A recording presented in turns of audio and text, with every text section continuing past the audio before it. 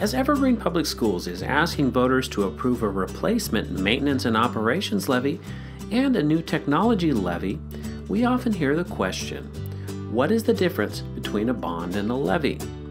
Think of it this way. Largely speaking, bonds are for buildings and levies are for learning. Bonds build schools and levies bring them to life. Both are funded by property taxes, but funds from bonds and levies cannot be mixed. The Envision Evergreen Facilities Bond, passed by voters in 2018, will lead to 11 new or rebuilt schools, a new school district headquarters campus, turf fields at our high schools, and energy efficiency projects across the district.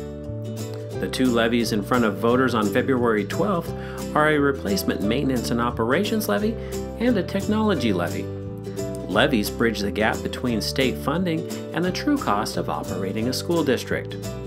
The replacement levy will fund roughly 80 teaching positions, safety and security staff, para-educators and classroom aides, and will support arts and sports programs and extracurricular activities that enrich students' lives, from our award-winning music and theater programs to our many boys and girls sports teams and extracurricular clubs. The technology levy will be used to keep student laptops and other devices current, for digital curriculum, and to enhance our security technology and network infrastructure.